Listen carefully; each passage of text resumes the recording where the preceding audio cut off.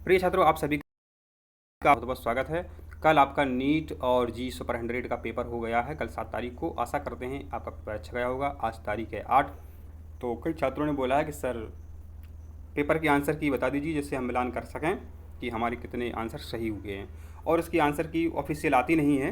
तो बात यह है, तो और जिन्होंने हमारे मेंबरशिप के वीडियो लिए थे, तो आप देख सकते हैं कि पूरे क्वेश्चन आपको हमारे मात्र 17 दिन की मेहनत से मिल जाएंगे। जो हमने वीडियो लेक्चर आपको दिए थे, नोट्स दिए थे, उनसे पूरा पेपर लगभग आया है। आपको 11वीं 12वीं केमिस्ट्री हमसे समझना है, पढ़ना है और टॉप करना है, तो आप हमसे जुड़े रहें और चैनल को सब्सक्राइब जरूर करें। अभी आपके आगे त्रैमासिक पेपर होंगे 11th के और छमाही पेपर होंगे। आप उनमें देख लेना, आप टॉप करेंगे पूरे स्कूल में, तब आपको विश्वास हो जाएगा। उसके बाद आप मेंबरशिप जारी रखें। कुछ नहीं होता है, मात्र कुछ रुपयों से। पहला प्रश्न आपसे पूछा था, निम्नलिखित में कौन बिंदु स्रोत से उस पर आपतित प्रकाश का समांतर प्रकाश पुंज बना सकता है। यदि प्रकाश किरण जो है मेरे बच्चों अवतल दर्पण पर आपतित होती हैं, यदि प्रकाश किरणें जो है समतल दर्पण पर आपतित होती हैं और उत्तल लेंस पर आपतित होती हैं मेरे बच्चों, तो ये समांतर प्रकाश पुंज ही निकलता है। देख सकते हैं आप, इसका प्रयोग कर सकते हैं। ठीक है, इसका प्रयोग कर सकते हैं आप, क्योंकि उत्तल लेंस तो सबको पता है। अब उत्तल लेंस देखिए, ना तो बी ऑप्शन में है, ना सी ऑप्शन में है, ना डी ऑप्शन में। तो इनमें इस प्रश्न में कन्फ्यूज़न वाली कहीं भी बात नहीं थी। जब हम वीडियो लेक्चर बना रहे थे तो हमने आपको इसका चित्र भी, डायग्राम भी आपको बना करके बताया था। प्रश्न क्रमांक 3 है कि वायु से कांच के आयताकार स्लैब पर आपतित किसी प्रकाश किरण का गमन पथ 4 विद्यार्थियों ABCD ने चित्र में दर्शाए अनुसार आरेखित किया है, मैंने चित्र बनाया है। कौन सा कथन सही है? तो देखिए, जब प्रकाश किरण वायु से कांच में जाती है तो कांच का अपवर्तनांक ज़्यादा होता है, तो प्रकाश किरण क्या है, अभिलंब की ओर झुक जाती है, जो कि ए में संभव नहीं हो रहा है। आप बी में देखेंगे तो ए संभव इसमें हो रहा है, जबकि सी ऑप्शन में जो यहाँ जो किरण निकल रही है गलत तरीके से निकल रही है, यही भी गलत तरीके से निकल रही है, लेकिन जो बी ऑप्शन है आपका एकदम करेक्ट उत्तर है।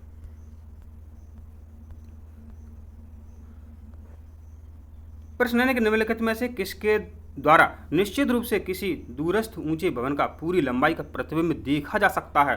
तो मेरे बच्चों, इसका जो आंसर है आपका केवल उत्तल दर्पण है। क्या इसका उत्तर आपका केवल उत्तल दर्पण है, क्योंकि आप वाहनों के साइड ग्लास में इसका उपयोग करते हैं और पूरा विस्तृत क्षेत्र जो है, बड़ा ट्रक हो, घर हो, सब कुछ आपको दिखाई देता है। तो इसका आंसर आप सभी बच्चों ने सही किया होगा। कोई बच्चा किसी जादुई दर्पण के सामने खड़ा है, मेला में ऐसा होता है, उसके प्रतिबिंब में उसका सिर बड़ा दिखाई देता है। देखो बच्चों, चित्र बड़ा कब बनता है? जब अवतल दर्पण हो, समान साइज का शरीर का मध्य भाग साइज में समान कब बनता है? जब समतल दर्पण हो। और पैर छोटे दिख रहा है, पैर छोटे कब दिखते हैं? जब उत्तल दर्पण हो। तो आशा करते हैं आपने इस प्रश्न का आंसर सही किया होगा। प्रश्न नंबर 6 की बात करते हैं। तो पूछा गया है कि टॉर्चों में, सर्च लाइटों में, वाहनों की हेडलाइटों में बल्ब कहाँ लगा होता है? तो ये लगा होता है परावर्तक के फोकस के अत्यधिक निकट। ये कहाँ लगा होता है? परावर्तक के फोकस के अत्यधिक ये निकट लगा होता है।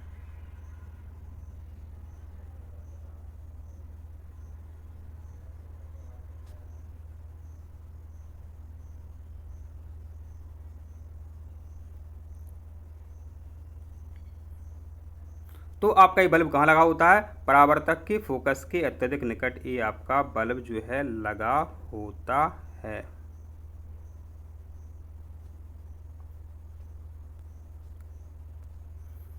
अब प्रश्न है, टॉर्चों, सर्चलाइटों तथा वाहनों की हेडलाइटों में बल्ब कहाँ लगा होता है? माने जो आपका बल्ब है, हेडलाइट, मोटरसाइकिल है, बाइक है, कुछ भी है आपके पास, टॉर्च है आपके पास, तो जो बल्ब लगा होता है परावर्तक के फोकस के अत्यधिक निकट लगा होता है। इसलिए जो आपका आंसर है मेरे बच्चों, क्या सही है आपका? प्रिय छात्रों, अब आपका प्रश्न है कि टॉर्चों, सर्चलाइटों, वाहनों की हेडलाइटों में बल्ब कहाँ पर लगा होता है? तो आपकी जो बाइक है उसमें जो बल्ब लगा होता है, फिजिक्स के हिसाब से वो कहाँ लगा होता है? परावर्तक के फोकस के अत्यधिक निकट लगा होता है। अब इसका आंसर ये क्यों है तो समझो। हम जब आपको वीडियो लेक्चर दे रहे थे तब आपको बता रहे थे कि प्रकाश किरण कहीं से आ रही हो जाती है फोकस से, प्रकाश किरण कहीं से आ रही हो जाती है फोकस से, अनंत से आ रही तो देखो इसको और समझाएं, बिल्कुल समझते थे। अब माना कि मेरे बच्चों ये आपका हो गया अवतल दर्पण। प्रकाश किरण जो है अनंत से आती है, जाएगी फोकस से, ठीक है, फिर एफ से जाएगी। इसी प्रकार मेरे बच्चों समझो, यदि फोकस पे कोई प्रकाश उत्पन्न हो रहा है तो वो कहाँ जाएगा प्रकाश, वो अनंत पे जाएगा, माने समांतर दिशा में जाएगा। तो फोकस पे बल्ब लगा दिया जाता है तो वो प्रकाश क्या अनंत की ओर माने सीधा एकदम चला जाता है। तो आशा करते हैं अब तो ये आपको समझ में आ गया है। चित्र में किसी प्रकाश किरण को माध्यम ए से माध्यम बी में गमन करते दर्शाया गया है। माध्यम ए के सापेक्ष बी का अपवर्तनांक है। हमने सभी वीडियो में कई बार हमने आपको समझाया है, आशा करते हैं आपको समझ में आ गया है। वाहनों में पीछे का दृश्य देखने के रूप में समतल दर्पण की तुलना में उत्तल दर्पण को वरीयता देने का उचित कारण क्या है? क्योंकि इसमें समतल दर्पण की तुलना में अधिक विस्तृत क्षेत्र दिखाई देता है। तो हमने आपको मेरे बच्चों एक कई बार ये समझाया था आपको, ठीक है। आपका प्रश्न है, कोई व्यक्ति 2 मीटर से अधिक दूरी पर स्थित बम्ब को स्पष्ट नहीं देख पाता है, तो इस दोष का संशोधन उस लेंस के द्वारा किया जा सकता है जिसकी क्षमता जो मेरे बच्चों -5 डायोप्टर है। अब देखो, बच्चा नहीं देख पा रहा है, कोई व्यक्ति 2 मीटर से अधिक, मानो उसको निकट दृष्टि दोष है। निकट दृष्टि दोष है क्यों है? क्योंकि आप सभी को पता है निकट में क्या होता है, निकट का तो दिखाई देता है, दूर का नहीं दिखाई देता है, दूर का नहीं दिखाई देता है। तो निकट दृष्टि दोष है उसको, तो निकट में अवतल लेंस का उपयोग करते हैं और अवतल लेंस की क्षमता जो ऋणात्मक होती है। ऐसे भी इसका आंसर आप निकाल सकते थे। तो 1/f फार्मूला जो होता है वो आपको यहाँ पर यूज करना था। 1/f माने 1/2 भाग नहीं जा रहा है, 2 दशमलव लगाते हैं, यहाँ पर 0 बढ़ाते हैं, 2 का भाग देते हैं, 2 तो 5 10 और डायोप्टर में इसकी वो क्षमता नापी जाती है। प्रश्न क्रमांक हम 10 देखते हैं कि मानव नेत्र के चित्र का आपको अध्ययन करना है। कॉर्निया कहाँ है? तो कॉर्निया आपका ये है, तो आपका आंसर क्या है? सी। ये लिखा हुआ है यहाँ पे सी।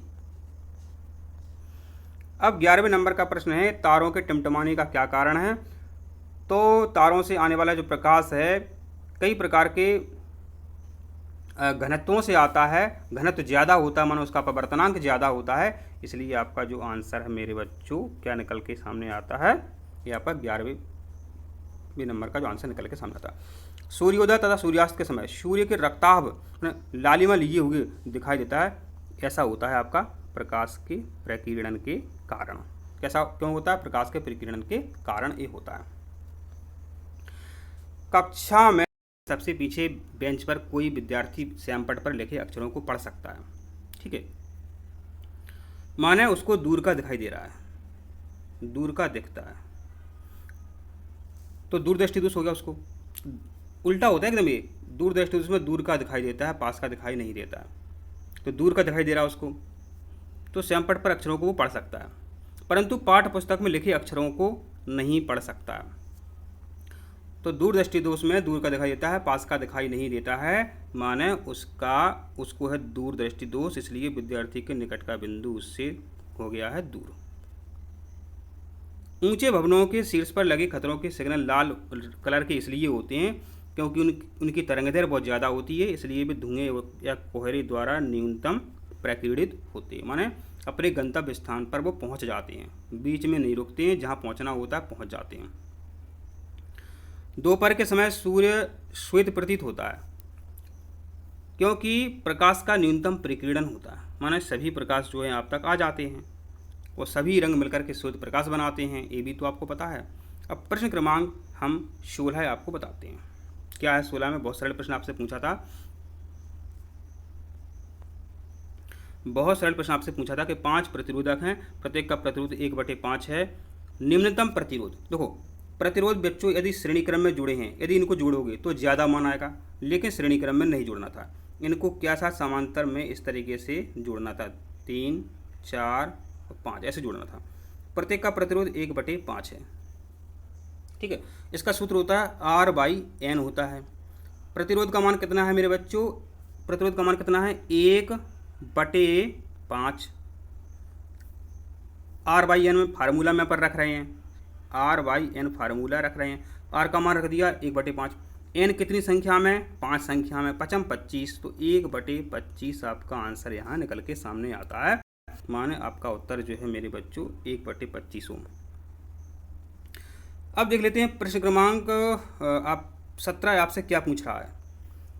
एक परिपथ है, विद्युत अवयव जुड़े हैं, तो देखिए इसको कैसे पहचानना था।